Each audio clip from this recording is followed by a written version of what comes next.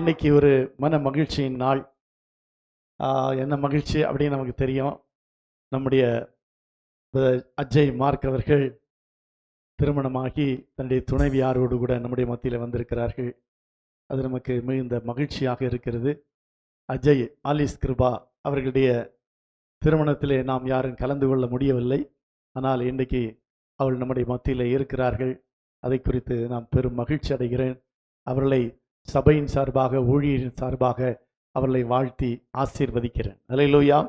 இந்த செய்தி முடிந்த பிறகு நம்ம அவர்களை அழைத்து இங்கே நாம் ஜெபித்து அவர்களை ஆசீர்வதிப்போம். அல்லேலூயா. சரி, இன்றைக்கு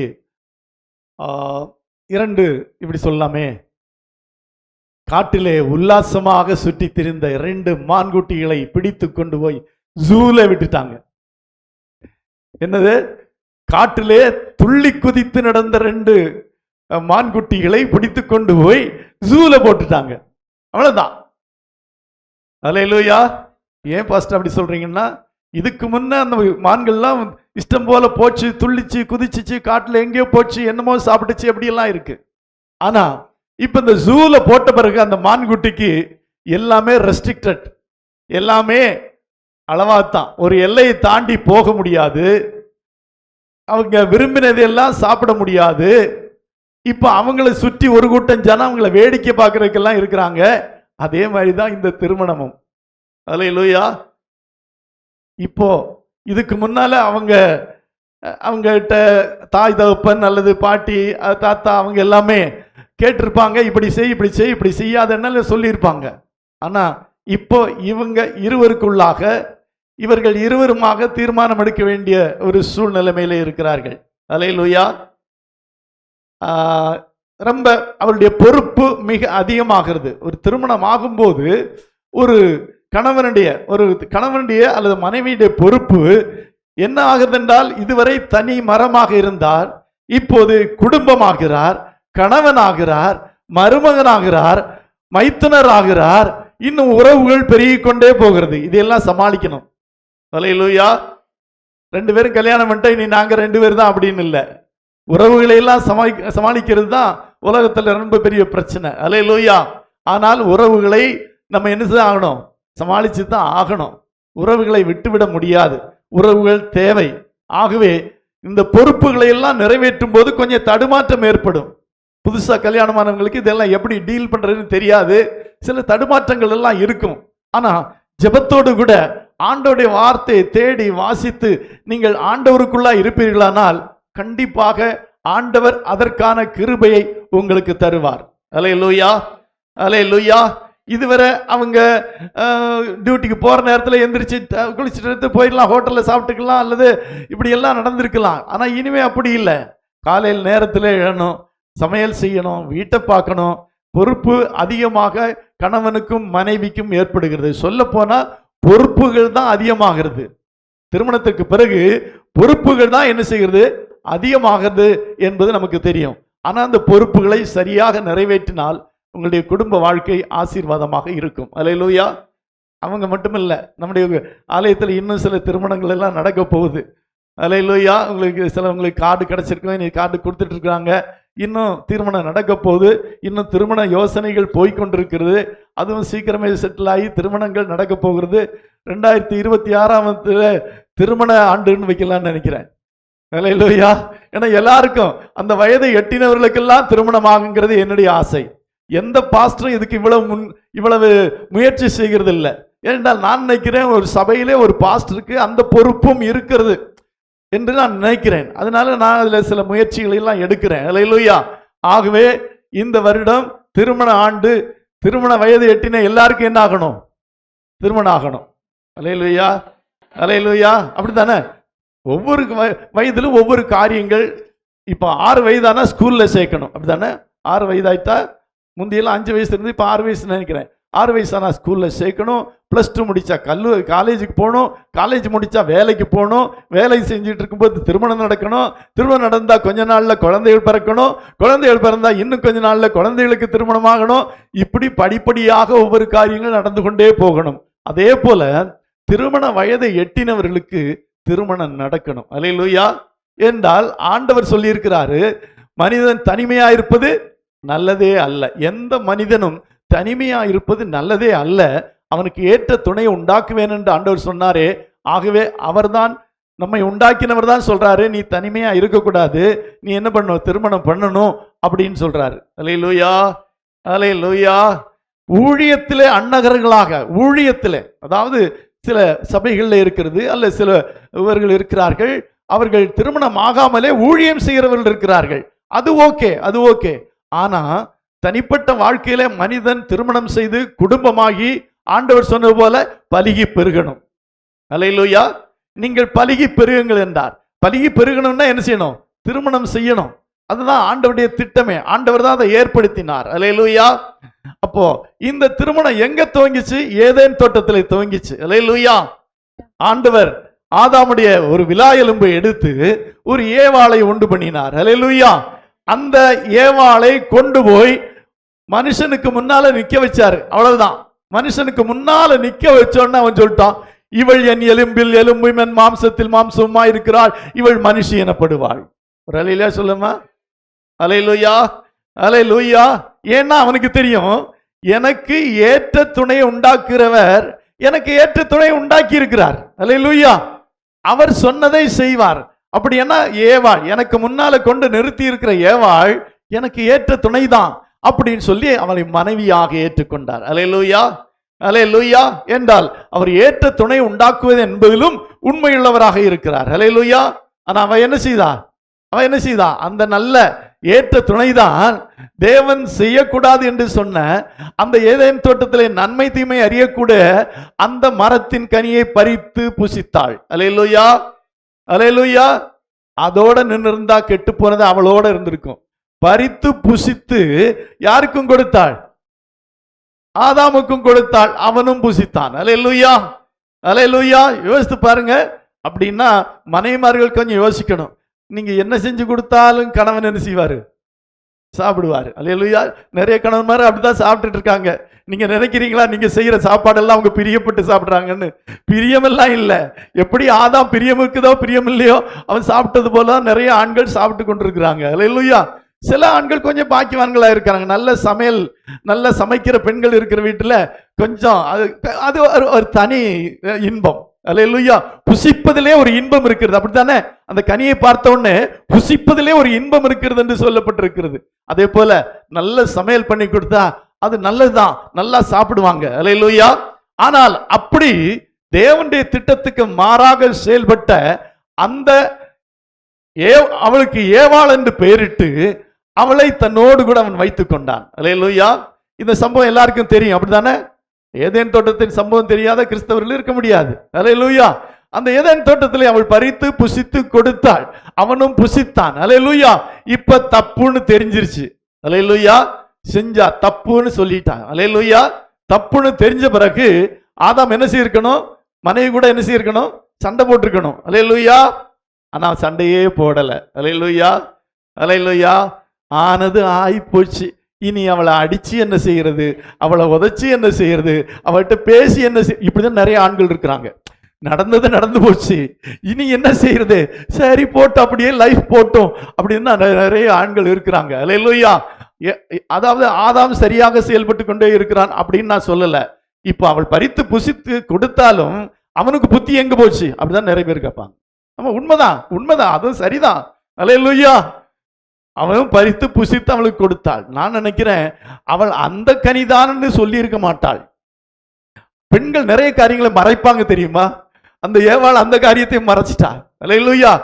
இது இந்த கனியை கொண்டு கொடுக்கும் போது இந்த கனி எது தெரியுமா? அந்த ஆண்டவர் சொன்னார் பாருங்க, தோட்டத்தின் நடுவில் இருக்கிற அந்த கனி, அது புசிக்க கூடாதுன்னு சொன்னார்ல, எவ்வளவு அழகா இருக்கு, நான் சாப்பிட்டேன், நல்ல ருசியா இருக்கு, நீங்களும் சாப்பிடுங்கன்னு சொல்லி கொடுக்கல. அல்லேலூயா.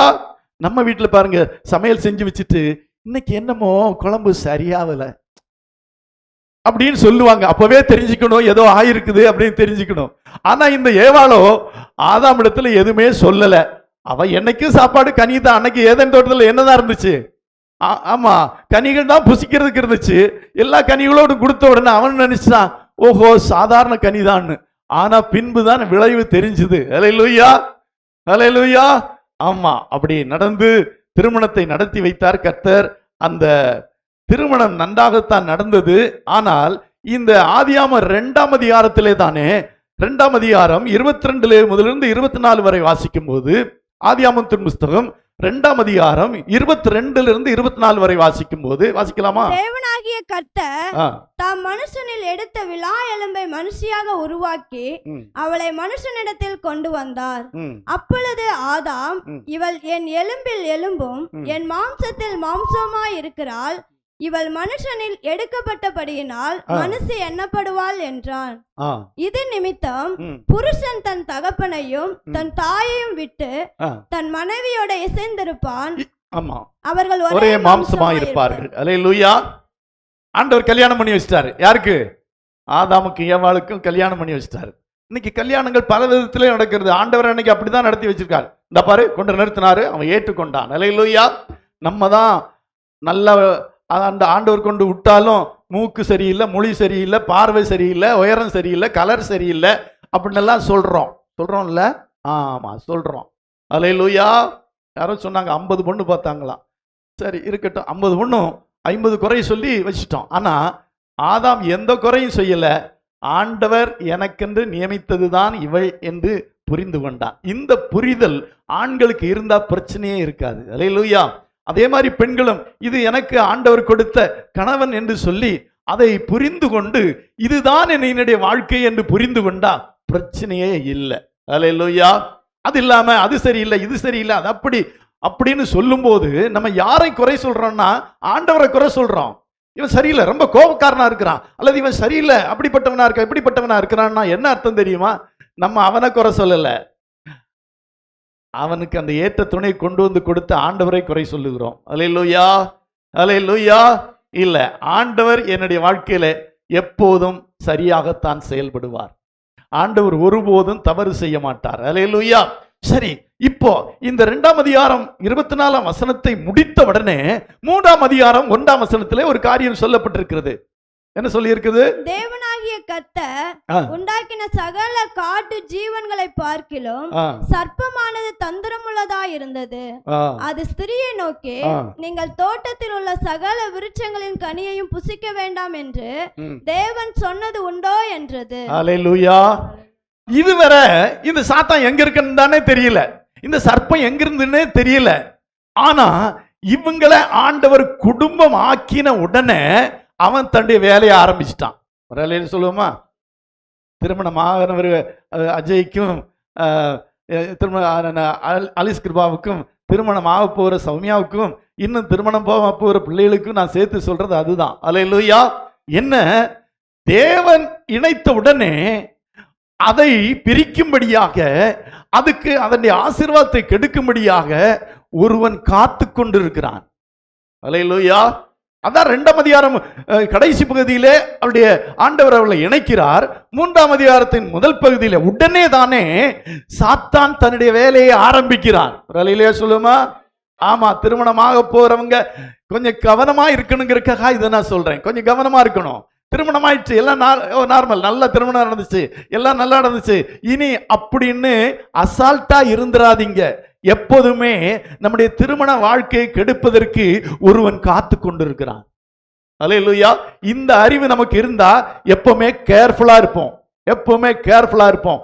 அவன் ஒருத்தன் இருக்கிறான், ஆமா இவன் எந்த வழியிலாவது என்னுடைய குடும்ப சமாதானத்தை கெடுக்க வருவான், என்னுடைய குடும்பத்தின் ஆசீர்வாதத்தை கெடுக்க வருவான், ஆண்டவரை விட்டு நான் விலகி போகுவதற்கான அவன் ஏதாவது காரியங்களை எல்லாம் செய்வான் என்று நம்ம உணர்ந்திருக்க வேண்டியது அவசியமா இருக்கிறது. அல்லேலூயா. நான் இப்படி சொல்றேனே, நீங்க ஒரு தெரு வழியாய் போய்கொண்டிருக்கிறீர்கள். ஒரு தெரு வழியாய் போய்கொண்டிருக்கும் போது பலவிதமான வீடுகள் இருக்கிறது.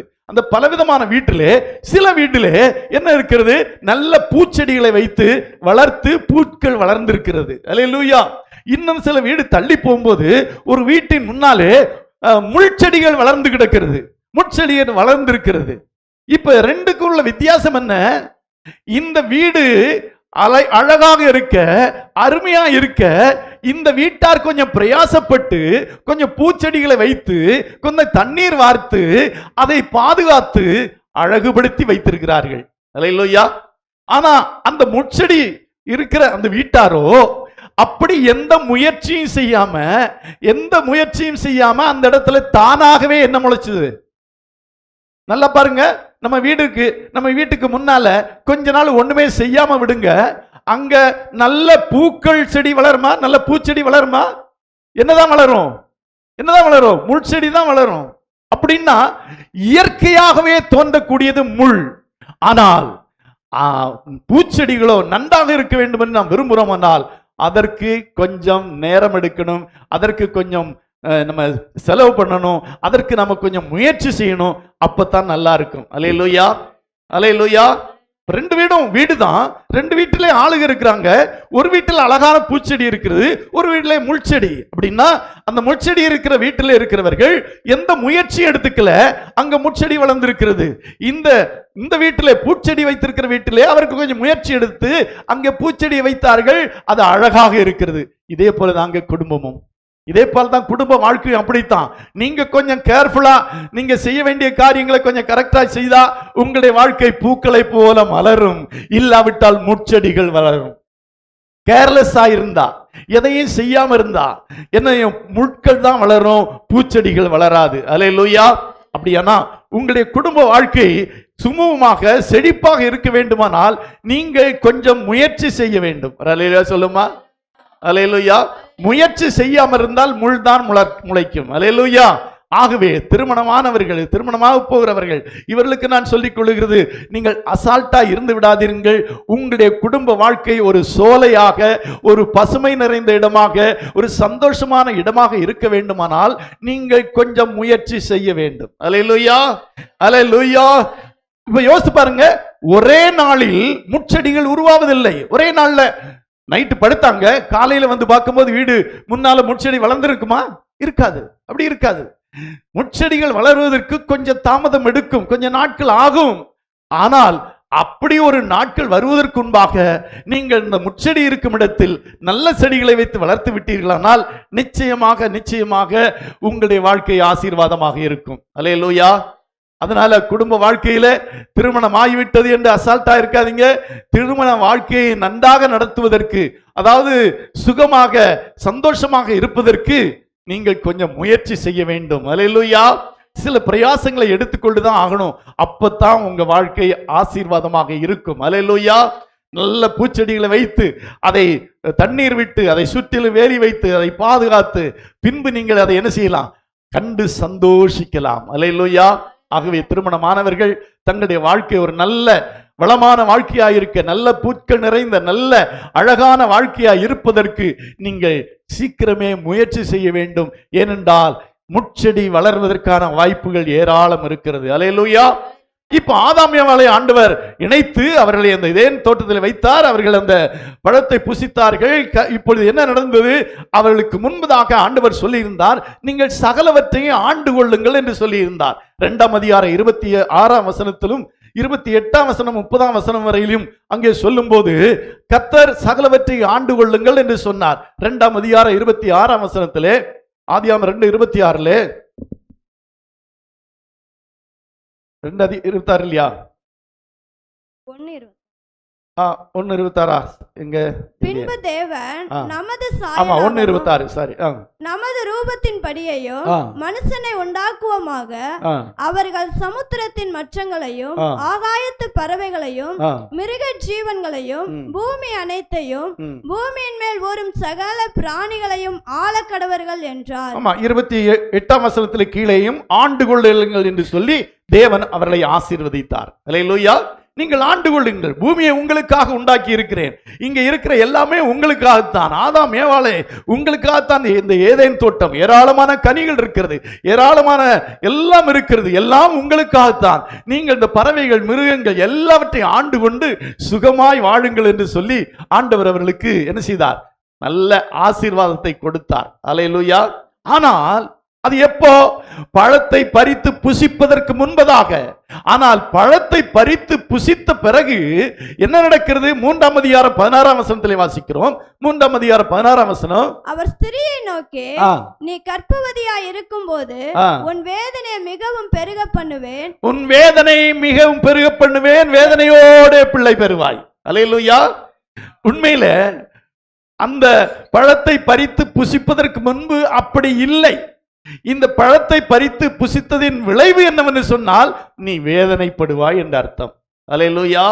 17ஆம் வசனம் சொல்லி இருக்கிறது, பின்பு அவர் ஆதாமை நோக்கி, நீ உன் மனைவியின் வார்த்தைக்கு செவி கொடுத்து புசிக்க வேண்டாம் என்று நான் உனக்கு விளக்கின விருட்சத்தின் கனியை புசித்தபடியினாலே பூமி உன் நிமித்தம் சபிக்கப்பட்டிருக்கும். பாருங்க, அங்க வேதனை, இங்கே சாபம்.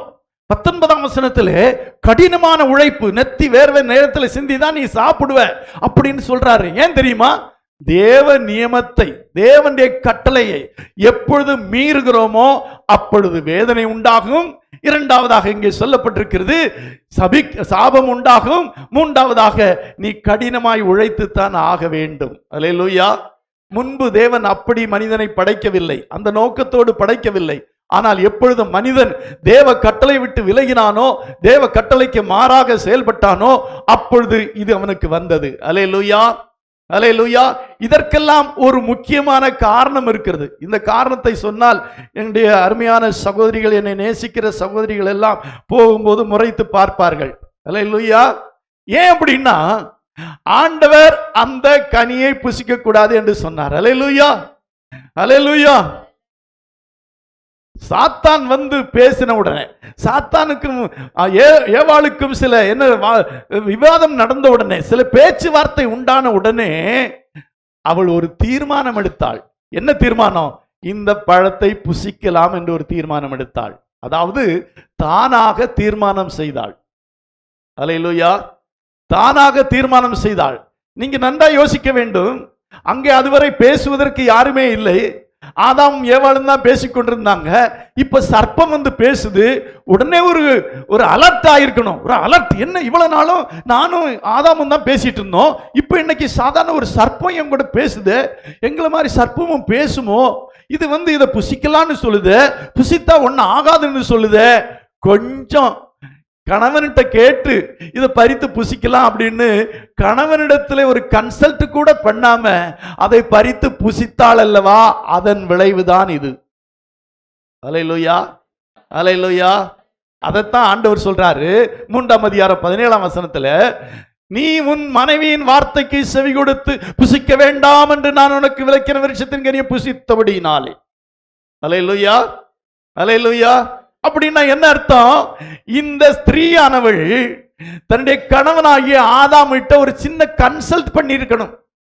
இப்படி சர்ப்பம் பேசுது, இப்படி சர்ப்பம் சொல்லுது, இப்படி இதை நம்ம புசிக்கலாமா அப்படின்னு கணவன்கிட்ட ஒரு கேள்வி கேட்டிருந்தா அவன் சொல்லியிருப்பான், புசிக்க கூடாதுமா, இது ஆண்டவர் சொன்னது, இது நன்மை தீமை அறிவோம்னு சொல்லியிருக்கிறாரு, இதை நம்ம புசிக்க கூடாது, விடு, வேற எவ்வளவு கனிகள் இருக்கு, நம்ம பறிச்சு புசிக்கலாம், அது எதுக்கு அப்படின்னு சொல்லியிருப்பான். ஆனா தானாக ஒரு தீர்மானம் எடுத்தாள்.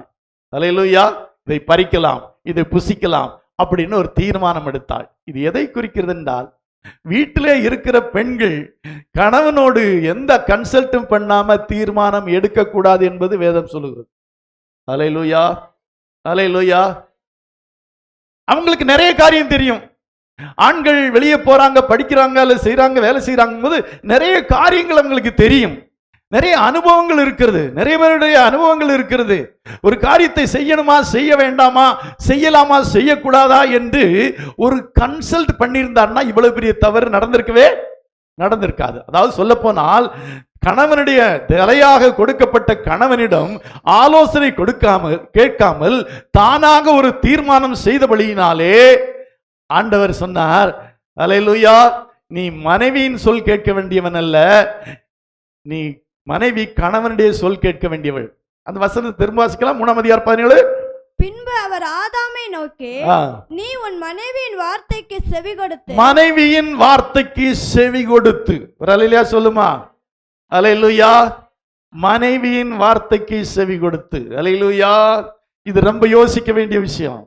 மனைவியின் வார்த்தைக்கு செவி கொடுக்கலாமா அப்படின்னா இங்க தமிழ்ல இப்படி மொழிபெயர்க்கப்பட்டிருக்கிறது.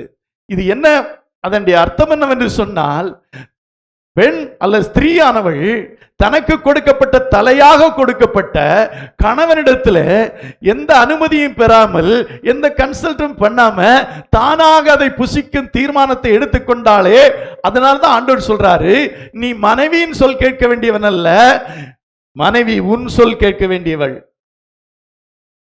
ஆண்களாவது ஒரு அலையில சொல்லியிருப்பீங்களா, அப்பா இவங்கெல்லாம் முறைச்சு பார்த்துட்டு இருக்கிறாங்க, நீங்களாவது ஒரு சப்போர்ட் பண்ணா இன்னும் நான் பேசுவேன். அல்லேலூயா. ஆமாங்க, இது உண்மை, இது வேதம் சொல்லி உன் மனைவியின் வார்த்தைக்கு செவி கொடுத்து அப்படின்னு சொல்றாரு. அப்படின்னா என்ன?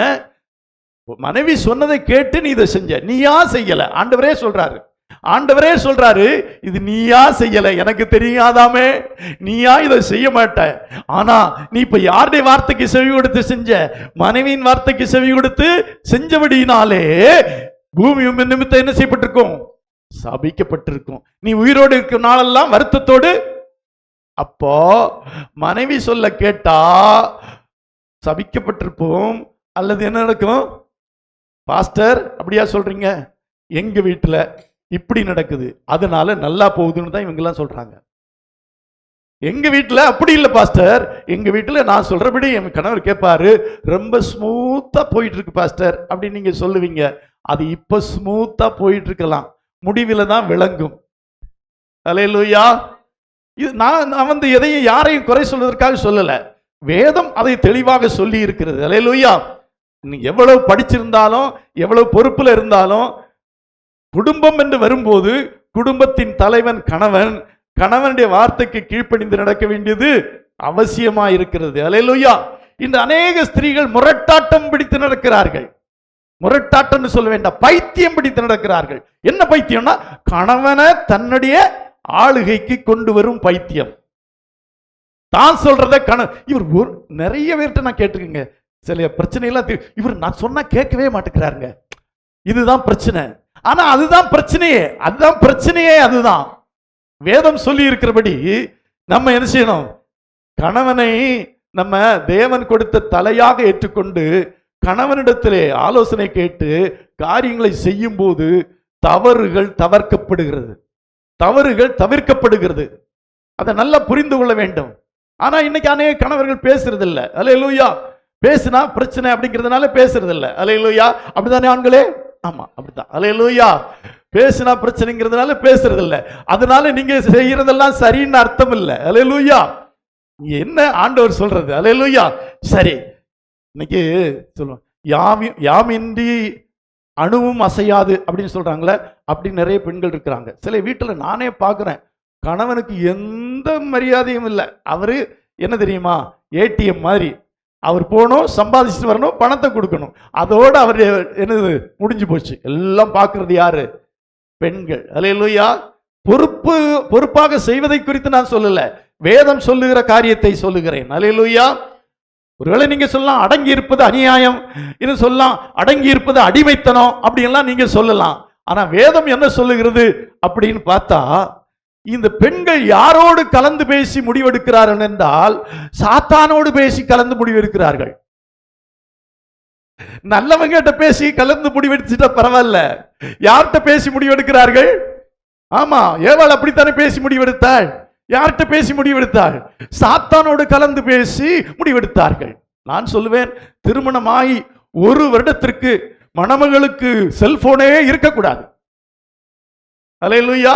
அப்படியே செல்போன் இருந்தாலும் அந்த செல்போன் கணவனோடு பேசுறது மாதிரி தான் இருக்கணும். ஒரே லைன் தான். முந்தியெல்லாம் அப்படி போன் இருந்து தெரியுமா? அப்படி இருந்து அந்த போன் எடுத்த உடனே நேரா யாருக்கு போகணுமோ அவங்களுக்கு தான் போகும். அல்லேலூயா. ஆமா, ஏன்னா இல்லாவிட்டால் ஆலோசனை சொல்லுகிற ஏராளமான பேர் இருப்பாங்க, கடைசியில் அந்த ஆலோசனை இப்படித்தான் போய் முடியும். அல்லேலூயா.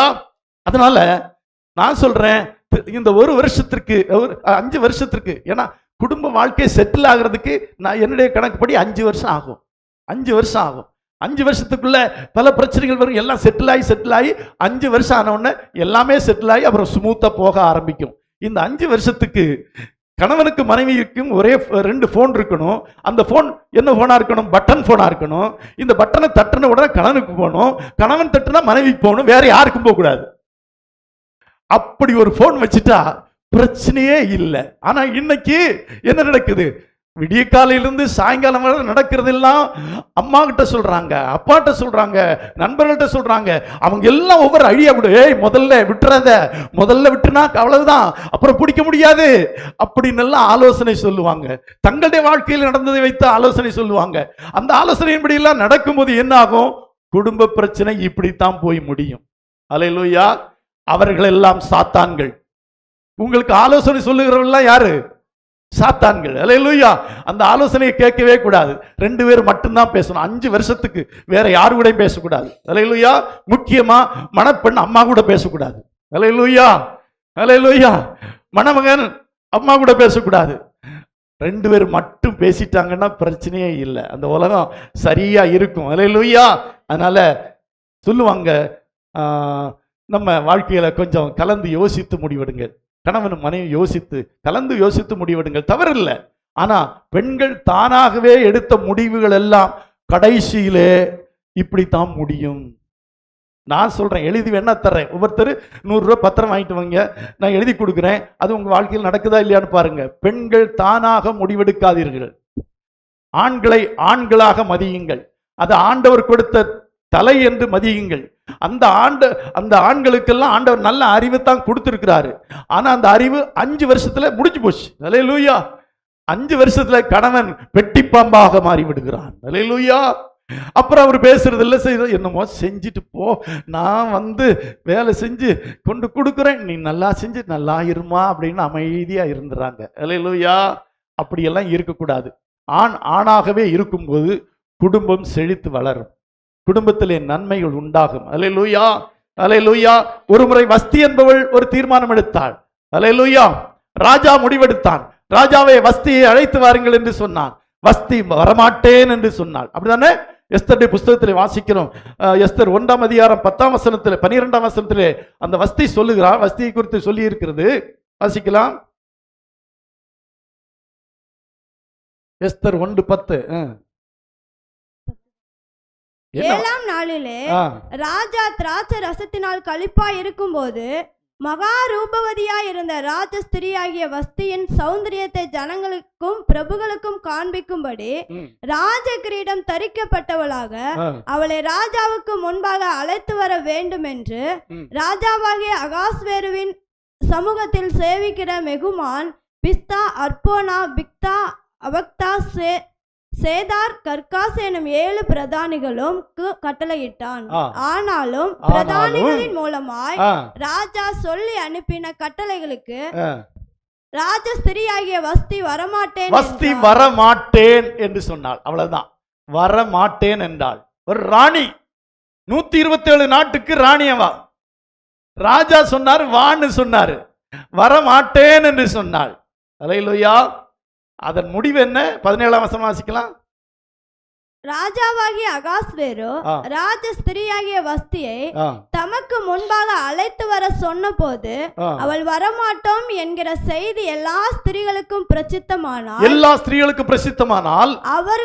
அவர்களும் தங்கள் புருஷரை தங்கள் பார்வையில் அற்பமாய் எண்ணுவார்கள். அல்லேலூயா. இப்படி சொன்னது மற்றவர்களுக்கு கேள்விப்பட்டா அவங்களும் தங்கள் புருஷரை எப்படி நினைப்பாங்க? தங்களுடைய பார்வையில் அற்பமாய் நினைப்பார்கள். அப்படின்னா என்ன அர்த்தம்? எந்த ஸ்திரீயும் தன்னுடைய பார்வையிலே தன்னுடைய கணவனை அற்பமாய் நினைக்க கூடாது. அல்லேலூயா. நீ ராஜாவா இருக்கலாம், அடுத்த நீ ராணியா இருக்கலாம், அடுத்த பியூனா இருக்கலாம். எந்த நிலைமையில் இருந்தாலும் புருஷனை அற்பமாய் நினைக்க கூடாது என்று இங்கே சொல்லி இருக்கிறது. வாசிக்கலாமா? தொடர்ந்து வாசிப்போம். ராஜாவாகிய அகாஸ்வேரு ராஜஸ்திரியாகிய வஸ்தியை தமக்கு முன்பாக அழைத்து வர சொன்ன போது அவள் வரமாட்டோம் என்கிற செய்தி எல்லா ஸ்திரீகளுக்கும் பிரசித்தமானால், எல்லா ஸ்திரீகளுக்கும் தெரிய வந்தால் அவர்களும் தங்கள் புருஷரை தங்கள் பார்வையில் அற்பமாய் எண்ணுவார்கள். அடுத்த தினமே பெர்சியாவிலும் மேதியாவிலும் உள்ள பிரபுக்களின் ஸ்திரீகளில் ராஜஸ்திரியின் செய்தியை கேட்கும் போது ராஜாவின் பிரபுக்கள் எல்லாம் அப்படியே சொல்லுவார்கள். மிகுந்த அசட்டையும் எரிச்சலும் விளையும். அடுத்த வசனம். ராஜாவுக்கு சம்மதியாய் இருந்தால் வஸ்தி இனி ராஜாவாகிய அகாஸ்வேருக்கு முன்பாக வரக்கூடாது. ராஜாவாகிய அகாஸ்வேருக்கு முன்பாக அவள் வரக்கூடாது. அவளுடைய ராஜ மேன்மை அவளை பார்க்கிலும் உத்தமியாய் மற்றொரு ஸ்திரீக்கு கொடுப்பாராக. அல்லேலூயா சொல்லுமா. வரமாட்டேன்னு சொன்ன ஒரே வார்த்தைக்கு ராஜ மேன்மையே ஒருத்தி இழந்தாள். அல்லேலூயா சொல்லுமா. இனி அவள் ராஜாவுக்கு முன்பாக வரக்கூடாது, இனி அவள் ராணியாக இருக்கக்கூடாது என்று தீர்மானம் நடந்தது. 22ஆம் வசனத்திலே அதன் முடிவு சொல்லப்பட்டிருக்கு பாருங்க. 22ஆம் அதிகாரத்தின் எந்த 22ஆம் வசனம். தன் வீட்டுக்கு எந்த புருஷனும் தன் வீட்டுக்கு தானே அதிகாரியா இருக்க வேண்டும். அல்லேலூயா சொல்லுமா. பெண்கள் மட்டும் சொல்ல பாருங்க. எந்த புருஷனும் தன் வீட்டுக்கு தானே அதிகாரியா இருக்க வேண்டும். அல்லேலூயா. அதிகாரியா இருக்கணும்னு தான் நினைக்கிறோம் பாஸ்டர், முடியல பாஸ்டர். ஆமா, எனக்கு தெரியாதா என்ன? அல்லேலூயா. நானும் ஆண்டானே. அல்லேலூயா, ஸ்தோத்திரம். அருமையான தேவனுடைய பிள்ளைகளே, புரிந்து கொள்ளுங்கள், வேதத்தை சரியாய் புரிந்து கொள்ளுங்கள். அதை ஒரு தேவன் அருமையாய் படைத்த குடும்பம். அந்த அருமையான குடும்பத்தை ஆளுகை செய்வதற்கு, அதிகாரியா இருப்பதற்கு கணவனை படைத்திருக்கிறார். அதற்கு துணையாக இருக்கும்படியாக ஸ்திரீயை படைத்திருக்கிறார். ஏற்ற துணை என்று தான் சொல்வார்கள். இப்ப நம்ம நாட்டுல முதல்வர் இருக்கிறார், துணை முதல்வர் இருக்கிறார். 2 பேர் இருக்காங்களே. முதல்வர் இருக்கிறார், துணை முதல்வர் இருக்கிறார். இந்த துணை முதல்வர் சரிகிறதெல்லாம் செய்ய ஆரம்பிச்சுட்டா முதல்வர் துணை முதல்வரை என்ன செய்வாரு? தூக்கி வீசிடுவாரு. என்னமோ இருந்துட்டு போன்னு சொல்லி மகனாயிட்டே அப்படின்னு சொல்லி உனக்கு என்ன வச்சேன், துணை முதல்வரை வச்சேன்னா நீ ஏன் வேலையே செய்யாப்பா அப்படின்னு அனுப்பிடுவாரு. அல்லேலூயா. இன்னைக்கு அப்படிதான் நடக்குது. அல்லேலூயா. தேவன் தலைவர் யாரெண்டும், அதிகாரி யாரெண்டும், துணை யாரெண்டும் ஏற்ற துணையாக உண்டாக்குவேன் என்று சொன்ன துணை தலையாக முடியாது. ஒரு அல்லேலூயா சொல்லுமா. துணை என்றைக்குமே துணைதான். அல்லேலூயா. அதனால என்ன செய்யணும்? உயிரோடு இருக்கும் நாளெல்லாம் இந்த நியமத்துக்கு கட்டுப்பட்டிருக்கிறார். ரோமர் 7ஆம் அதிகாரம் 12ஆம் வசனத்தில் வாசிக்கிறோம். அது எப்படி என்றால், புருஷனுடைய ஸ்திரீ தன் புருஷன் உயிரோடு இருக்கும் அளவும் நியாயப்பிரமாணத்தின்படியே அவனுடைய நிபந்தனைக்கு உட்பட்டிருக்கிறாள். ஒரு அல்லேலூயா சொல்லுங்க. ஆண்கள் எல்லாம் உயிரோடு இருக்கும் ஸ்திரீயானவள் புருஷன் உயிரோடு இருக்கும் அளவும் அவனுடைய நிபந்தனைக்கு கட்டுப்பட்டிருக்கிறாள். அப்படின்னா நிபந்தனை என்ன? இப்படி செய், இப்படி செய்யாதன்னா அதற்கு உட்பட்டிருக்கிறாள் என்று வேதம் சொல்லி இருக்கிறது. அல்லேலூயா. புருஷன் மரித்த பின்பு எப்படி வேணாலும் செய்யலாம். கீழே வாசிங்க. புருஷன் மரித்த பின்பு எப்படி வேணுமானாலும் இருக்கலாம். ஆனா புருஷன் உயிரோடு இருக்கும் அளவும் என்ன செய்ய? அவனுடைய நிபந்தனைக்கு உட்பட்டிருக்கிறார். அல்லேலூயா. வேதத்தை மாற்ற பார்த்தீங்கன்னா ஆண்டவர் உங்க வாழ்க்கையே மாத்திடுவாரு. வேதம் இதைத்தான் சொல்லி இருக்கிறது. புருஷன் உயிரோடு இருக்கும் அளவும் ஸ்திரீயானவள் அவனுடைய நிபந்தனைக்கு, அப்படின்னா என்ன நிபந்தனை சொல்லுகிறானோ அந்த நிபந்தனைக்கு உட்பட்டிருக்கிறாள் என்று சொல்லி இருக்கிறது. அல்லேலூயா. அல்லேலூயா. அது மாற்றவே முடியாது. அல்லேலூயா.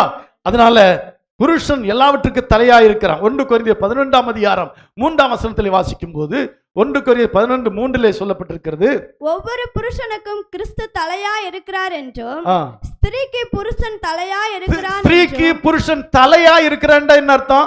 தலைமையா இருக்கிறான் என்று அர்த்தம். ஒரு சொல்லுமா. புருஷன் ஸ்திரீக்கு தலையா இருக்கிறான், தலைமையா இருக்கிறான். அல்லேலூயா. நன்றாய் புரிந்து கொள்ள வேண்டும். இது தேவனுடைய நியமம். நீ எப்படி போய் இல்ல பாஸ்டர் நான் இப்படித்தான் இருப்பேன்னா அது உங்க விருப்பம். ஆனா தேவனுடைய நியமம் என்ன சொல்லுகிறது? குடும்பத்திற்கு புருஷன் தலைவனாய் இருக்கிறான். அல்லேலூயா. அல்லேலூயா.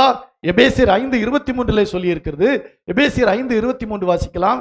எபேசியர் 5:23, கிறிஸ்து சபைக்கு தலையா இருக்கிறது போல, கிறிஸ்து சபைக்கு தலையா இருக்கிறது போல புருஷனும் மனைவிக்கு தலையா இருக்கிறான். அல்லேலூயா. தலை ஆடாம வால் ஆடக்கூடாது. அல்லேலூயா. தலைதான் முக்கியம். ஒரு உடம்புல முக்கியமானது என்னது? தலை. அல்லேலூயா. தலையே இல்லைன்னா எப்படி இருக்கும் யோசித்து பாருங்க. யோசித்து பாருங்க. அப்போ புருஷனும் மனைவிக்கு தலையாய் இருக்கிறான் என்று சொல்லப்பட்டிருக்கிறது. அதனால்தான் வேதம் சொல்லி இருக்கிறது. அதே 5ஆம் அதிகாரம் 22ஆம் வசனம் 24ஆம் வசனம் வாசிக்கும் போது 24 வாசிக்கலாமே. 24 வாசிக்கலாம். ஆகையால் சபையானது கிறிஸ்துவுக்கு கீழ்ப்படிகிறது போல, சபையானது கிறிஸ்துவுக்கு கீழ்ப்படிகிறது போல மனைவிகளும் தங்கள் சொந்த புருஷருக்கு எந்த காரியத்திலேயும் அருமையா இருக்கு. அந்த என்ன தமிழ்ல அதுக்கு ஒரு சொல்லுவாங்க, எதுகை மோனையா என்ன சொல்லுவாங்க, அருமையா அது சொல்லப்பட்டிருக்கிறது. புருஷர்களுக்கு சொந்த புருஷருக்கு எந்த காரியத்திலும், எல்லாரும் சொல்லுங்க பார்க்கலாம். சொந்த புருஷருக்கு. அல்லேலூயா. ஏன்னா ஆண்டவருக்கு தெரியும் மற்ற புருஷர்கள் எல்லாம் சொன்னா செய்வாங்க, சொந்த புருஷன் சொன்னா செய்ய மாட்டாங்க. அங்க இருக்கிற ஆண்கள்ட்ட எல்லாம் கேட்டீங்கன்னா உங்களை பார்த்தாங்கன்னா ரொம்ப நல்ல சொன்னதையெல்லாம் செய்வாங்க. ஆமா, அவங்க சொன்னதெல்லாம் செய்வாங்க. ஆனா புருஷன் சொன்னா செய்வீங்களா? யோசித்து பாருங்க. புருஷர்களுக்கு எந்த காரியத்திலையும் கீழ்ப்படிந்திருக்க வேண்டும் என்று வேதம் சொல்லி இருக்கிறது. ஏனென்றால் நமக்கு முன்மாதிரியாக ஒரு ஸ்திரீ வாழ்ந்து போயிருக்கிறாள். அவளை குறித்து நமக்கு தெரியும். நமக்கெல்லாம் தாய், நமக்கெல்லாம் தகப்பன் ஆபிரகாம் என்று சொல்லுகிறோம். தாய் யாரா இருக்கிறாள்? சாராளா இருக்கிறாள். 1 பேதுரு 3ஆம் அதிகாரம் 6ஆம் வசனத்தை வாசிக்கலாம். 1 பேதுரு 3ஆம் அதிகாரம் 6ஆம் வசனம். அந்தபடியே சாராள் ஆபிரகாமை ஆண்டவன் என்று சொல்லி, சாராள் ஆபிரகாமை ஆண்டவனே ஆண்டவனே ஆண்டவனே ஆண்டவன் என்று சொல்லி அவனுக்கு கீழ்ப்படிந்திருந்தாள். அல்லேலூயா. சாராள் ஆபிரகாமை ஆண்டவன் என்று சொல்லி அவனுக்கு கீழ்ப்படிந்திருந்தாள். அதை கொஞ்சம் யோசித்து பாருங்க. ஆண்டவன் என்றால் இப்படி இருக்கு, ஆண்டவரே அப்படிங்கிறான். யார் அது? யார் அது? ஆண்டவரேன்னா ஆண்டவர் அப்படிதான் சொன்னோம். ஆண்டவருக்கு தெரியுங்க, ஆண்டவர் நல்லவருங்க, ஆண்டவர் அப்படிங்கிறோம். இப்ப அதே வார்த்தை இங்க பயன்படுத்தப்பட்டிருக்கு பாருங்க. என்ன? ஆண்டவன் என்று சொல்லி அவளுக்கு கீழ்ப்படிந்திருந்தா. அல்லேலூயா. நம்முடைய முற்பிதாக்கள் அப்படித்தான் நடந்திருக்கிறாங்க. நம்முடைய தாயாகிய சாராளும் அப்படித்தான் நடந்திருக்காங்க. 1ஆம் வசனத்தை வாசிக்கலாம். அந்த அதிகாரத்தில் 1ஆம் வசனம். அந்தபடி மனைவிகளே உங்கள் சொந்த புருஷர்களுக்கு கீழ்ப்படிந்திருங்கள், உங்கள் சொந்த புருஷருக்கு கீழ்ப்படிந்திருங்கள். அப்பொழுது அவர்களில் யாராவது திருவசனத்திற்கு கீழ்ப்படியாதவர்களாய் இருந்தால் பயபக்தியோடு கூடிய உங்கள் கற்புள்ள நடக்கையை அவர்கள் பார்த்து போதனையின்றி மனைவிகளின் நடக்கையினாலே ஆதாயப்படுத்திக் கொள்ளப்படுவார்கள். அல்லேலூயா. இங்க இருக்கிற அருமையான சகோதரர்களுடைய கணவன்மார்கள் யாராவது ரட்சிக்கப்படாதவர்களா இருந்தால், நீங்க கணவனுக்கு கீழ்ப்படிந்து நீங்கள் அன்பாக நடந்து கொள்ளும் போது உங்களுடைய பக்தியுள்ள நடக்கையை பார்த்து அவர்கள் மனம் திரும்புவார்கள்.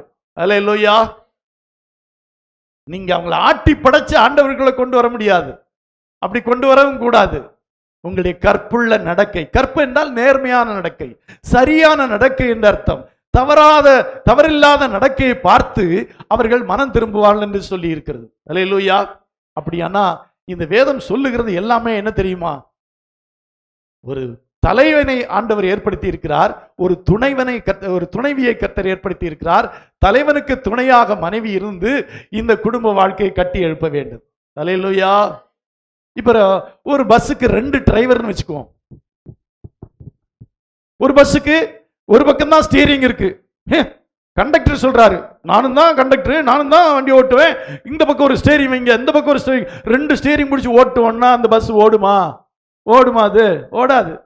ஒரு பஸ்ஸுக்கு 2 டிரைவர் இருக்க முடியாது. ஒரு குடும்பத்திற்கு 2 தலைவர்கள் இருக்க முடியாது. ஒரே தலைவர். அல்லேலூயா. ஒரே தலைமையின் கீழே செயல்படும் போதுதான் அது சரியாக செயல்பட முடியும். அல்லேலூயா. அல்லேலூயா. அதே நேரத்தில் இந்த ஆதாமிலே ஆண்டவர் ஒரு குறையை கண்டுபிடிக்கிறார். முதல்ல என்ன சொன்னாரு? நீ உன்னுடைய மனைவியின் வார்த்தைக்கு செவி கொடுத்து நான் புசிக்க கூடாது என்ற கனியை புசித்தாயோன்னு கேட்டாரு. ஆமா புசித்தேன் அப்படின்னு சொன்னா போதும். அவன் என்ன செய்தான்? தேவரீர் எனக்கு தந்த ஸ்திரீயானவள் அப்படின்னு சொன்னான்.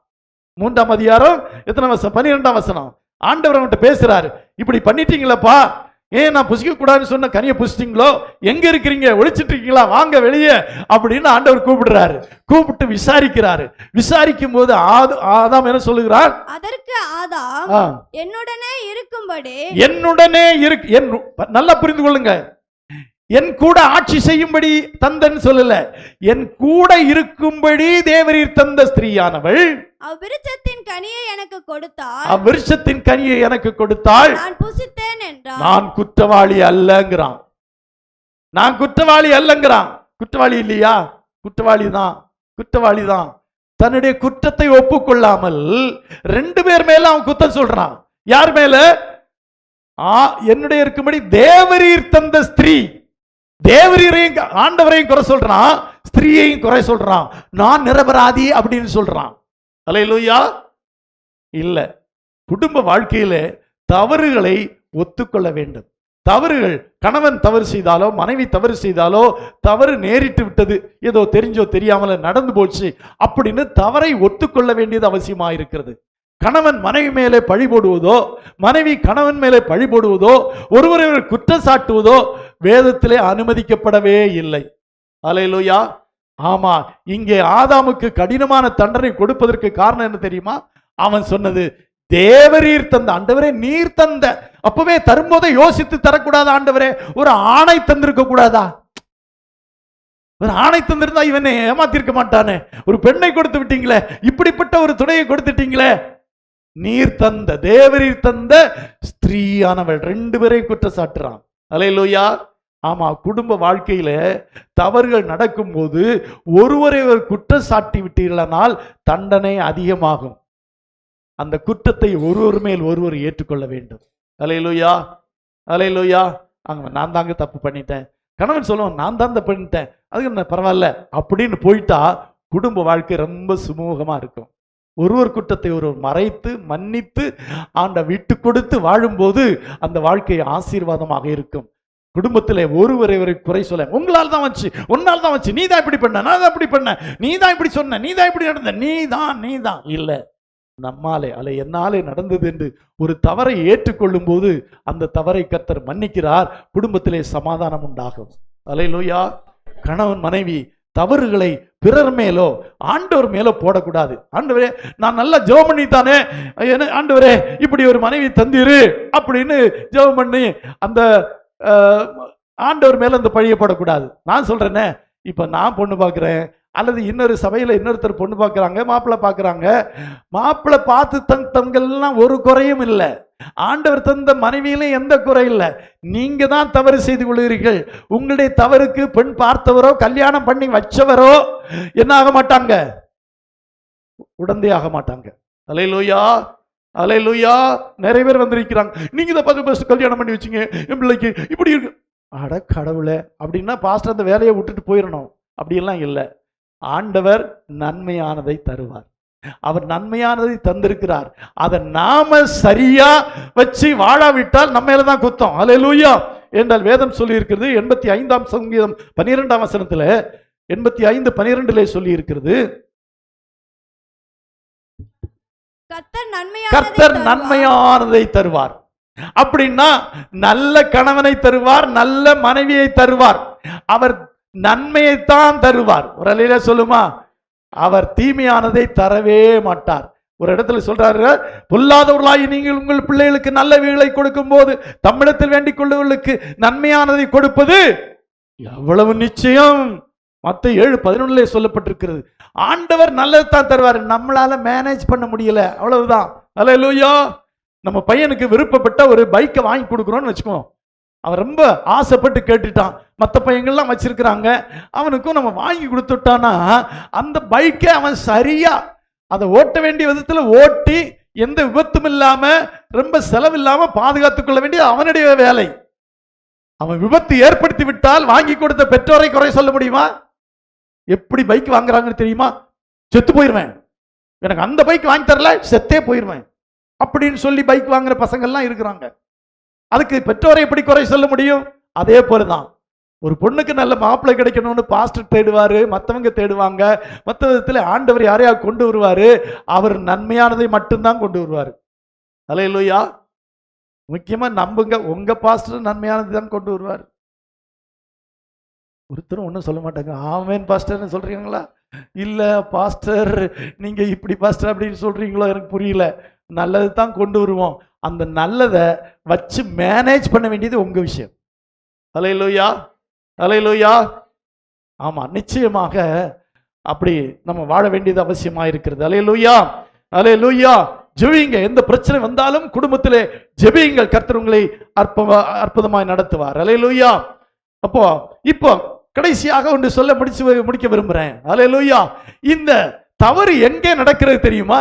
பெண் பார்க்கிறதுலே நடக்கிறது. பெண் பார்க்கும் போதே நம்முடைய உள்ளத்துல என்ன இருக்கிறது என்று ஆண்டவர் அறிகிறார். அல்லேலூயா. பாஸ்டர் அறிய மாட்டார். பாஸ்டர்ட்ட வந்து சொல்லுவாங்க, பாஸ்டர் நல்ல ஆவிக்குரிய பொண்ணா பாருங்க, வேற டிமாண்ட் ஒரு டிமாண்ட் இல்லை பாஸ்டர், ஆவிக்குரிய பொண்ணு. நான் ஆவியிலே நிறைந்து ஆராதிக்கிற ஒரு பொண்ணை கொண்டு முன்னால விட்டுட்டா, பாஸ்டர் இது எப்பவுமே ஆவியில நிரம்பிட்டே இருக்குது, இது சமைக்க மாட்டேங்குது, இது அப்படி செய்து இப்படி செய்து அப்படின்னு சொல்லுவாங்க. அல்லேலூயா. ஆனா உள்ளத்துல ஒரு 100 கண்டிஷன் வச்சிருப்பாங்க. நிறைய பேர் அப்படித்தான் பார்க்கிறேன், 100 கண்டிஷன் வச்சிருப்பாங்க. அல்லேலூயா. ஆனா உண்மையில ஒன்றை புரிந்து கொள்ள வேண்டும். பெண் பார்க்கிற ஒரு காரியம் வேதத்திலே தான் சொல்லப்பட்டிருக்கிறது. ஈசாக்குக்கு பெண் பார்க்கும்படியாக ஆபிரகாம் தன் வீட்டிலே வயது சென்ற ஒருவனிடம் அந்த பொறுப்பை கொடுத்தார். ஒரு அல்லேலூயா சொல்லுமா? பொண்ணு மாப்பிள்ளை யாரு பார்க்கணும்? வாலிபர்கள் பார்க்க கூடாது. வாலிபர் கண்கள் ஒன்னே ஒண்ணுதான் பார்க்கும், அழகா இருக்கிறாளா, வெள்ளையா சொல்லையா இருக்கிறாளா, தலைமுடி நல்ல புஷ்ன்னு நிக்குதா, அப்படி நடந்தாலே அசைவு இருக்குதா, அதை மட்டும்தான் பார்ப்பாங்க. உள்ள இருக்கிறத பார்க்கறத வயது சென்றவர்களுக்கு மட்டும்தான் உள்ளான காரியத்தை பார்க்க முடியும். எங்க ஜான் பால்ட்ட போய் ஒரு தேங்காய் வாங்கிட்டோம்னா அழகா முழுக்கையா இருக்க ஒரு தேங்காய் வாங்கிட்டு வருவான். பார்க்கறதுக்கே ரொம்ப அழகா இருக்கும். உடைச்சு பார்த்தா உள்ள பருப்பு எப்படி இருக்கும்? நம்மனா என்ன செய்வோம்? அந்த தேங்காய் நீளமா இருக்குதா, அதுக்கு மேல இந்த இதெல்லாம் இருக்குதா, இந்த குலுக்கி பார்த்து இது தண்ணி அழகா இருக்குது, தேங்காய் நல்லா இருக்குன்னு நினைப்பான். இப்படிதான் வாலிபர்கள் பார்த்தா முழுக்கையா இருக்கிறத பார்ப்பாங்க. அல்லேலூயா. யார்தான் பொண்ணு பார்க்கணும் தெரியுமா? வயது சென்றவர்கள். நல்ல பொறுப்பை கொடுத்தாரு. வயது சென்றவர் அந்த பொறுப்பை கொடுத்தார். இரண்டாவது, ஜெபிக்கிறவனிடத்தில் அந்த பொறுப்பை கொடுத்தார். எலியேசர் ஜெபித்தான். ஆண்டவரே, நான் இந்த துறவண்டையில நிற்கிறேன், இப்பொழுது என்னுடைய எஜமானுக்கு ஏற்ற ஒரு பெண் இந்த இடத்துல வரும்போது நான் அவளிடத்தில் தண்ணீர் கேட்பேன், அவள் எனக்கு என்னுடைய ஒட்டத்துக்கு தண்ணீர் வார்த்தானால் அவள் தான் என்னுடைய எஜமானுக்கு ஏற்ற மனைவி என்று புரிந்து கொள்வேன். ஆண்டவரே எனக்கு தயவு செய்யும் என்று ஒரு ஜெபம் பண்ணினான். ஒரு அல்லேலூயா சொல்லுமா? பொண்ணு யாரு பார்க்கணும்னா வயது சென்றவள் பார்க்கணும், அவங்க பார்க்க கூடாது. அல்லேலூயா. அவங்க பார்த்துக்க கூடாது. அல்லேலூயா. இன்னைக்கு காலம் கெட்டு கிடக்கு, எனக்கு நானே பார்த்துக்குவேன். அல்லேலூயா. சமீபத்தில் ஒரு பெண் பார்க்கும் படலை பார்த்து அசந்து போயிட்டேன்னா பொண்ணோட அப்பா சொல்றாரு, எங்களுக்கெல்லாம் ஓகே பாஸ்டர், ஆனா பொண்ணு என்ன சொல்லுதோ அப்படிங்கிறாரு. பொண்ணு எங்க இவ்வளவு பயமா? நீங்க ஓகேன்னு சொன்னா பொண்ணு ஓகேன்னு சொல்லணும்.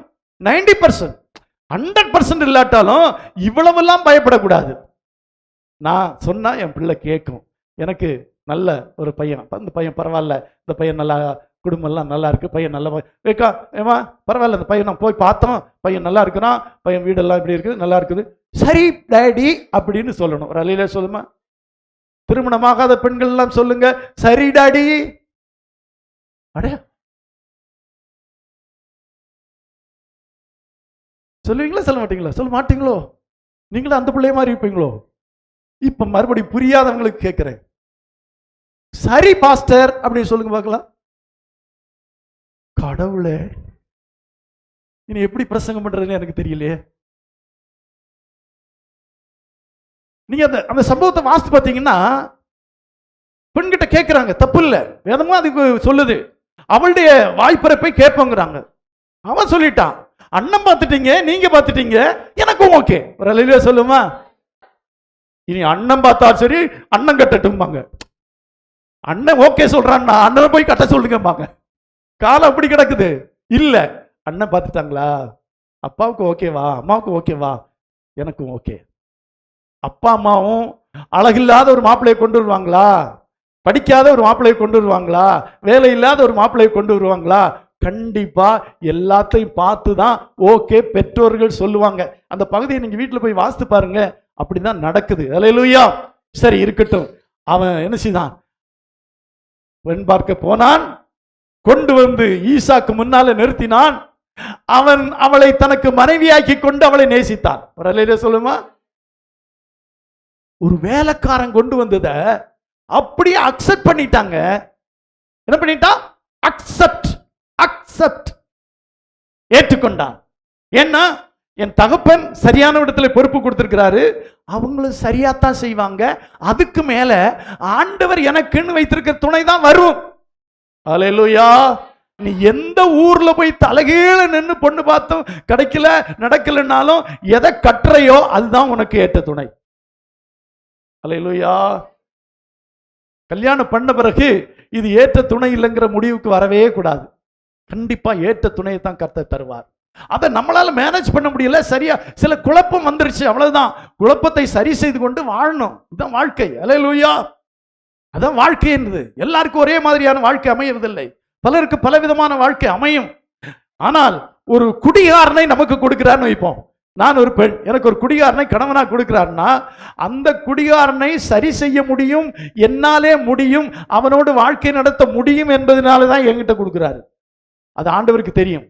ஆண்டவர் ஒரு மூன்று பேரிடத்துல ஒரு பொறுப்பை கொடுத்து சென்ற ஒரு மனிதனை பற்றி மத்தேயு 25ஆம் வசனத்தில் சொல்றாரு. என்ன சொல்றாரு? அவனவனுடைய திறமைகளுக்கு ஏற்ற தாளந்து, யாருக்கு யாரை மேனேஜ் பண்ண முடியும் அப்படின்னு சொல்லி தான் ஆண்டவர் கொடுக்கிறாரு. அதை மேனேஜ் பண்ணணும். அல்லேலூயா.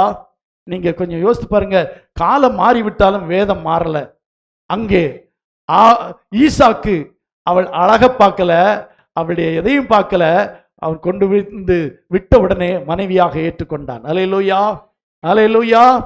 அதனால நாம் பொறுப்பை ஒரு இடத்துல கொடுக்க வேண்டும். கொடுத்துட்டு நம்ம சும்மா இருக்கக்கூடாது.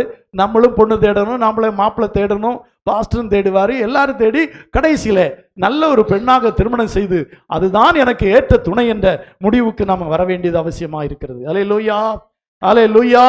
இப்ப அப்படியா இருக்குது? நான் பார்க்கணும், நான் பேசணும், இன்னும் கொஞ்ச நாள் ஒரு 10 நாள் வாழ்ந்துட்டு அப்புறம் சொல்லுன்னு சொல்லுவாங்க. காலம் கெட்டு போய் கிடக்குது பாருங்க.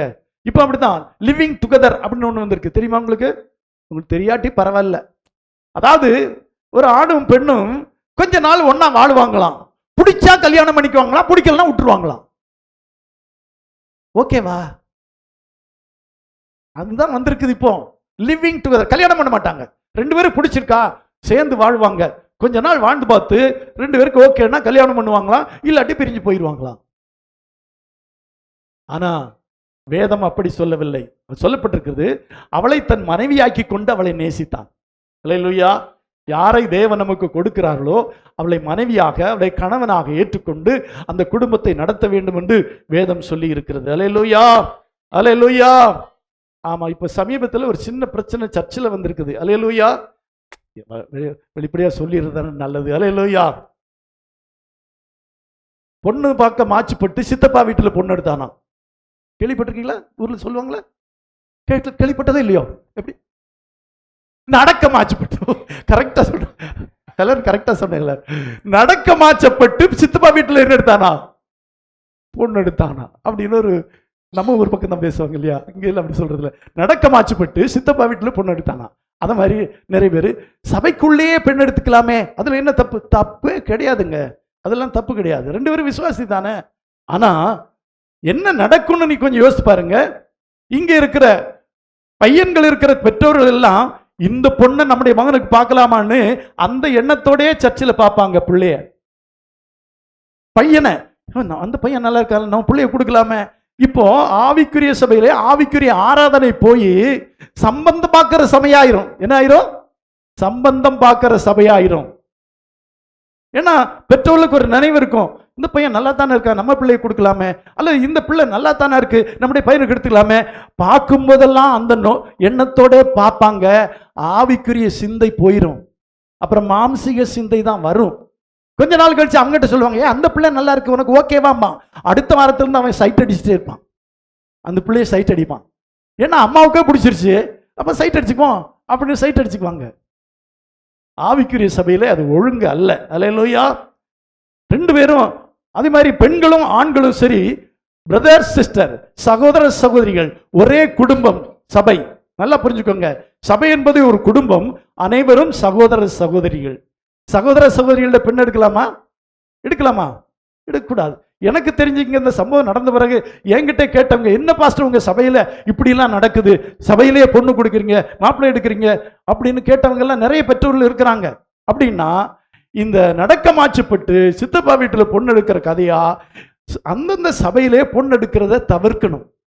அல்லேலூயா. இன்னும் இந்த பிள்ளைகள் சபைக்கு வரும்போது, இப்ப வாலிபர் கூட்டம் நடத்த முடியாம இருக்குது. ஏன் நடத்த முடியாம இருக்கு தெரியுமா? ஏதாவது கனெக்ஷன் ஆயிருமோ, ஆண்களும் பெண்களும் வாலிபர் கூட்டம் நடத்தினா ஏதாவது கனெக்ஷன் ஆயிருமோ அப்படின்னு பெற்றோர்களுக்கு ரொம்ப சந்தேகம். அதனால அனுப்ப மாட்டேங்கிறாங்க. அதெல்லாம் ஒழிக்கணும்னா சபையில பொண்ணு எடுக்கவோ மாப்பிள்ளை எடுக்கவோ இருக்கக்கூடாது. அல்லேலூயா. நான் நினைச்சிருந்தா மார்க்குக்கு இந்த சபையில என்ன நல்ல பையன் இந்த சபையில ஒரு பொண்ணு எடுத்து கொடுத்துருக்கலாம். ஆனா சபையிலே அப்படி இருக்கக்கூடாது என்பதற்காகத்தான் இப்படி பல காரியங்களை நாங்கள் தவிர்த்து வருகிறோம். அல்லேலூயா. பெற்றோர்கள் பயப்பட மாட்டாங்க. ஏன்னா எல்லாரும் சகோதரர்கள் இந்த சபையில ஒருவருக்கு ஒரு லவ் பண்ண மாட்டாங்க, கல்யாணம் பண்ண மாட்டாங்க அப்படின்னு தாராளமா அனுப்புவாங்க.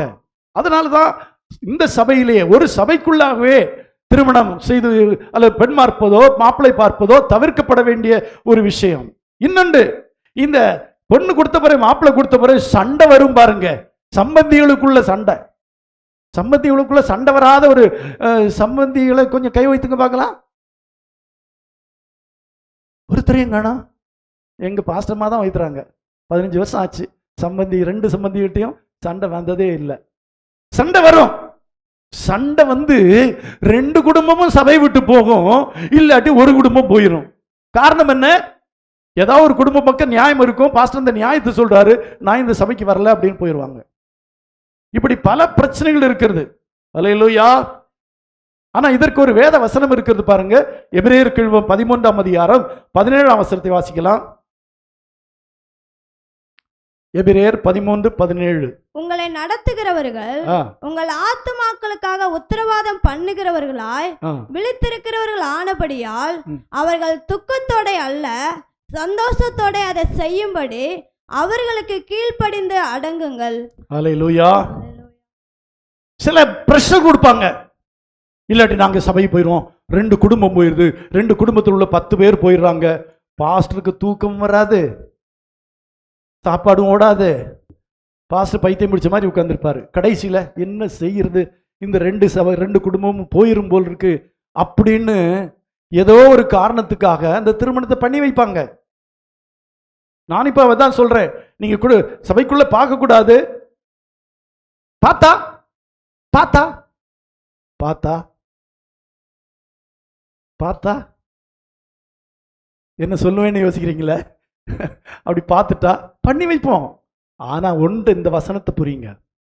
உங்களை நடத்துகிறவர்கள் ஆத்துமாக்களுக்காக உத்தரவாதம் பண்ணுவங்களாய் விழித்திருக்கிற அவர்கள் துக்கத்தோட அல்ல சந்தோஷத்தோட செய்யும்படி அவர்களுக்கு கீழ்ப்படிந்து அடங்கள். அந்த ஊழியர் அதை சந்தோஷமா செஞ்சு வைக்கணும். இல்லாட்டி என்ன நடக்கும்? அவர்கள் துக்கத்தோட அப்படி செய்தால் அது உங்களுக்கு எப்படி இருக்காது? பிரயோஜனமா இருக்காது. அல்லேலூயா. அது உங்களுக்கு ஆசீர்வாதமா இருக்காது. அதனால அந்த காரியங்களை பாஸ்டர் அல்லது உங்களுடைய ஊழியர் சந்தோஷமா செய்து வைக்கணும்னா அவருடைய விருப்பத்தின்படியாக அந்த காரியங்கள் செய்யப்பட வேண்டும் என்று உங்களிடத்திலே அன்போடு கூட கேட்டுக்கொள்ளுகிறேன். அல்லேலூயா. இந்த பொண்ணு மாப்பிள்ளை தேடுறது பெரிய பிரச்சனை. உங்களுக்கு தெரியுமா? பெரிய பிரச்சனை.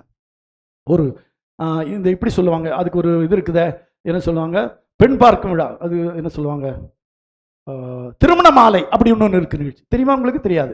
பொண்ணு மாப்பிள்ளையுமே அந்த ஹாலில் இருப்பாங்க. அவங்ககிட்ட பதிவு செய்தவங்க ஒரு 100கணக்கான மாப்பிள்ளையும் பொண்ணையும் இப்படி ஒரு ஹாலில் உட்கார வச்சிருப்பாங்க. அவங்களுக்கு எந்த பொண்ணு வேணும்னு அவங்க செலக்ட் பண்ணிக்கலாம். அப்படியெல்லாம் திருமண மாலைன்னு ஒரு நிகழ்ச்சியை ஏற்படுத்துவாங்க. பல பட்டணங்கள்ல அது நடக்குது. கிராமங்கள் நடக்காது, பட்டணங்களே நடக்குது.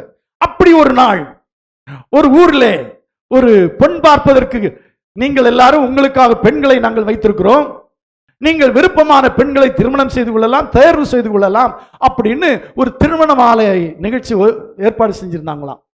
அது எப்படி இருந்ததுனால் 5 மாடி கட்டணம். எத்தனை மாடி கட்டணம்? 5 மாடி கட்டணம். 5 மாடி கட்டடத்தில் பெண்கள் இருக்கிறார்கள். ஒவ்வொரு மாடியிலும் பெண்கள் இருக்கிறார்கள். நீங்க போய் உங்களுக்கு பெண்ணை தெரிந்து கொண்டு அதை நீங்கள் மனைவியாக ஆக்கிக் கொள்ளலாம், திருமணம் செய்து கொள்ளலாம் என்று விளம்பரம் செய்திருந்தார்கள். ஆனா ஒரே ஒரு கண்டிஷன் என்ன, நீங்க 1வது மாடியில அல்ல தரைத்தளத்திலே உங்களுக்கு தேவையான பெண் இல்லாவிட்டால் நீங்க 2வது மாடிக்கு போகலாம், 1வது மாடிக்கு போகலாம். 1வது மாடியிலே உங்களுக்கு பிடிக்கலன்னா எங்க போகலாம்? 2வது மாடிக்கு போகலாம்.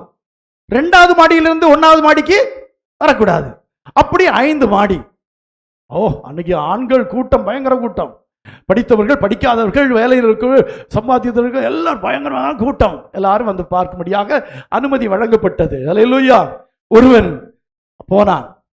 1வது தளத்திலே, தரைத்தளத்திலே பார்க்கும்போது ரொம்ப அருமையான அழகான பெண்கள், பார்க்கவே அப்படி அழகா இருக்குது.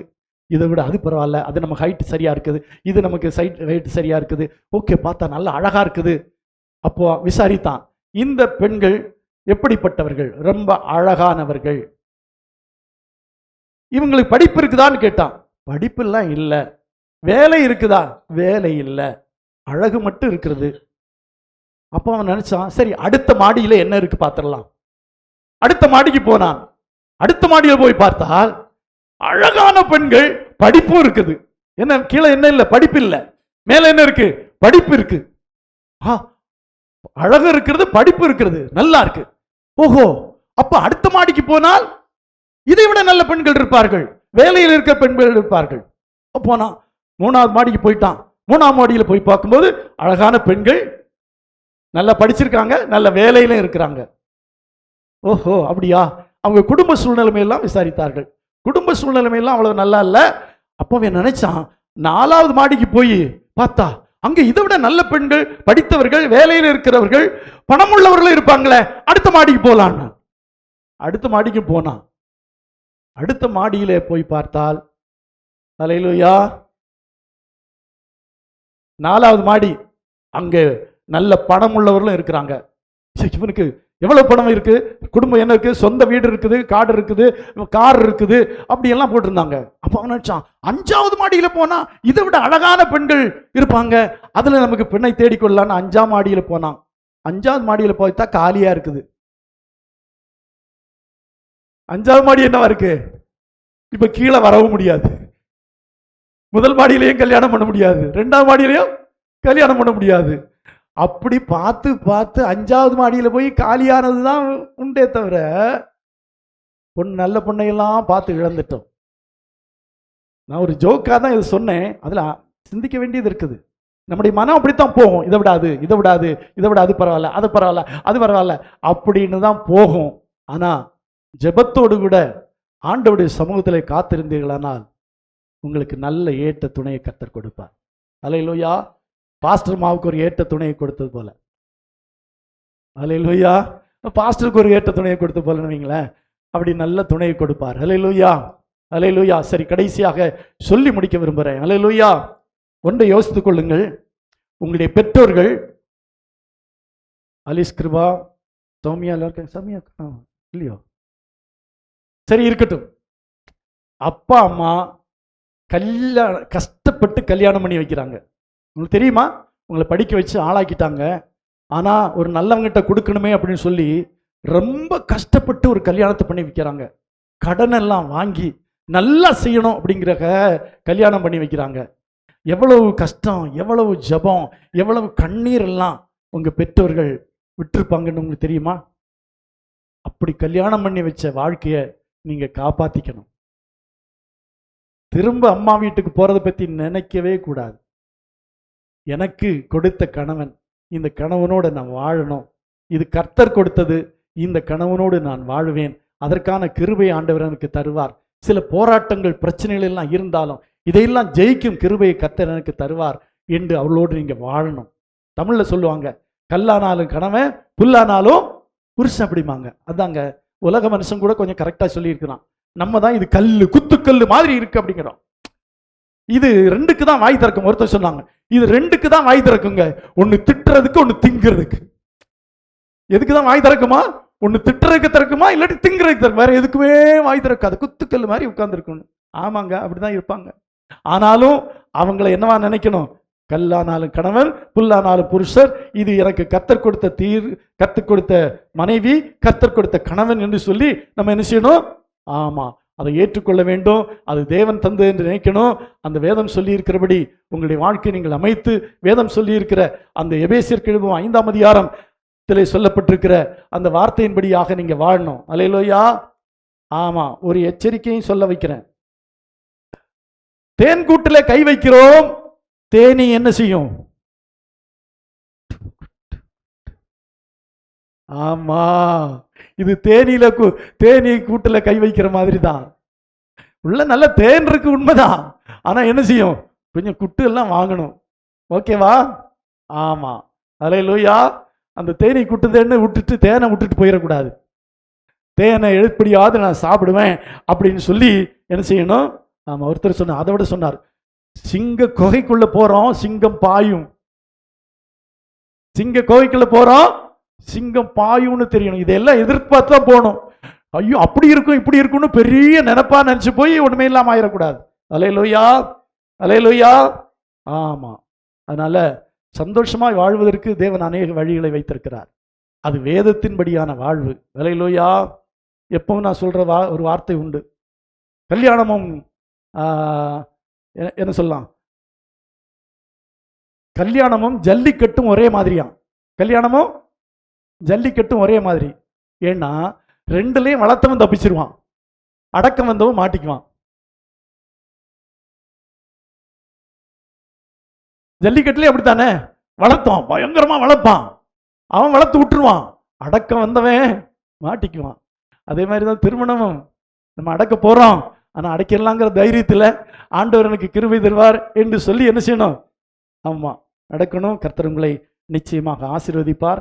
ஆமா, இதையும் எல்லாத்துக்கும் வேதமும் ஜெபமும் தான் முக்கியம். நல்லா ஜெபம் பண்ணுங்க. இன்னைக்கு குடும்ப வாழ்க்கை வாழ்வது ரொம்ப கஷ்டமா இருக்கு. கல்யாணம் பண்ணி வைக்க பெற்றோர்கள் எல்லாம் பயப்படுறாங்க. எவ்வளவு நாள் வாழ்வாங்க அப்படிங்கிறதான் கேள்வி. எவ்வளவு நாள் ஒன்னா இருப்பாங்க, பிள்ளை வந்துருமோ, பையன் விட்டுருவானோ, டிவோர்ஸ் ஆயிருமோ அப்படின்னு பயத்துல தான் இன்னைக்கு எல்லாம் கல்யாணம் பண்ணி வைக்கிறாங்க. ஏன்னா கல்யாணம் பண்ணனா அடுத்த நாள்ல டிவோர்ஸ் ஆனவங்க எல்லாம் இருக்கிறாங்க. அவங்ககிட்ட கேட்டாங்களாம், ஏப்பா கல்யாணம் பண்ண அடுத்த நாளே டிவோர்ஸ் பண்றேன்னு. அவன் சொன்னானா, நேத்தே நினைச்சேன் டிவோர்ஸ் பண்ணணும்னு, நேத்து எப்படி செய்யறதுன்னு தான் இன்னைக்கு பண்ணுங்கிறான். அப்படித்தான் இன்னைக்கு உள்ள காரியங்கள்லாம் இருக்குது. ஏன் தெரியுமா, அண்டர்ஸ்டாண்டிங் இல்லை, விட்டு கொடுக்கிற மனப்பான்மை இல்லை, அன்பு இல்லை. பொதுவாக சொல்ல போனா அன்பு இல்லாததான் காரணம். அன்பு சகலவற்றையும் தாங்கும், சகலவற்றையும் சகிக்கும், சகலவற்றையும் நம்பும். ஆகவே அன்பு ரெண்டு பேருக்குள்ளேயும் நிறைய இருக்கணும். அன்பு, அந்த 1 கொரிந்தியர் 13ஆம் அதிகாரத்தில் சொல்லப்பட்ட அன்பு உங்களுக்குள்ள இருந்துன்னா நீங்க நல்ல குடும்ப வாழ்க்கை வாழலாம். இல்லாட்டா சண்டை சச்சரவு பிரச்சனை அடி தடி, ஐயோ அப்பா ஸ்தோத்திரம். நீங்க போலீஸ் ஸ்டேஷன் ஒரு நாள் போய் பாருங்களேன், குறைஞ்சபட்சம் ஒரு 10 கேஸாவது வரும், அடிதடி கேஸ், கணவன் மனைவிக்குள்ள உள்ளது. கோர்ட்டில் போய் பாருங்க, பல லட்சம் கேஸுகள், டிவோர்ஸ் கேஸ் இருக்கு, கிறிஸ்டியன்ஸ் இருக்குது, பெண்டிகாஸ்ட் இருக்குது, பாஸ்டர்மாருடைய குடும்பத்தில் இருக்குது. காரணம் என்ன தெரியுமா, அண்டர்ஸ்டாண்டிங் இல்லை, விட்டு கொடுக்கிற மனப்பான்மை இல்லை, தாழ்வு மனப்பான்மை இல்லை. நான் தான் பெரியவன், நான் தான் பெரியவன் அப்படிங்கிற எண்ணம். நான் என்ன, எங்க அம்மா என்ன 10 மாசம் சுமந்து பிறக்கலையானா அப்படிங்கிற எண்ணம், அப்படிங்கிற பேச்செல்லாம் வருது. அதனால என்ன சொல்ல வர்றேன், இன்னைக்கு அஜயும் அலிஸ் கிருபா அவளுக்காக மாத்திரமல்ல, இங்க இருக்கிற பெண்களுக்கு சேர்த்து சொல்லிட்டேன்னு நினைக்கிறேன்.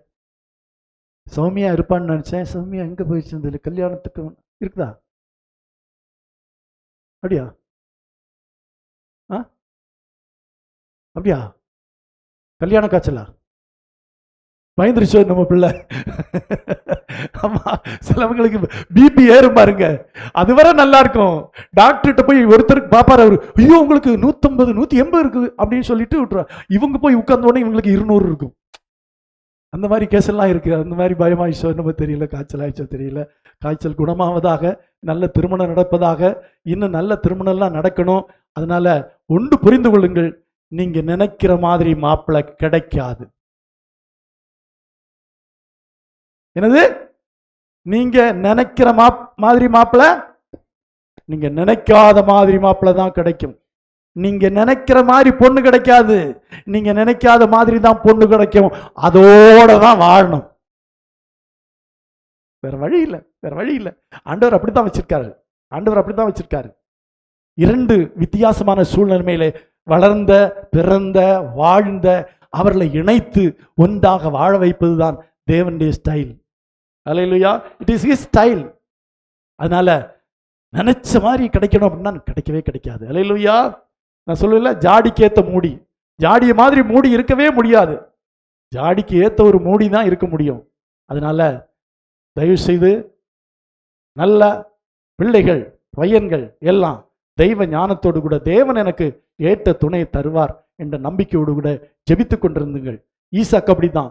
எலியேசர் பெண் தேட போகிற போது ஈசாக்கு என்ன செய்து கொண்டானா, தியானம் பண்ணி கொண்டிருந்தான். ஆமா, பொண்ணு பார்க்க ஆரம்பிச்சாச்சலே, ஆண்கள் ஜெபம் பண்ண ஆரம்பிக்கணும். ஆண்டவரே என் தலையில எதையாவது கொண்டு கட்டிடாதீங்க, அந்த ஜெபம் தான் இருக்கணும். ஏதாவது கொண்டு கட்டிடுச்சுன்னா என் வாழ்க்கையே போச்சு ஆண்டவரே, அதனால எனக்கு ஒரு நல்ல ஏற்றத்தனையை கொண்டு வாங்க ஆண்டவரே அப்படின்னு ஜெபிக்க ஆரம்பிக்கணும். அல்லேலூயா. பெண்கள் ஜெபிக்காட்டாலும் கிடைச்சதை வச்சு சாதிச்சிருவாங்க. எதை வெட்டணுமோ அதை வெட்டுவாங்க, எதை ஒட்டணுமோ அதை ஒட்டுவாங்க. அண்ணன் தம்பி அக்கா தங்கச்சி எல்லாம் வெட்டுவாங்க, தன்னுடைய அக்கா ஒட்டிடுவாங்க.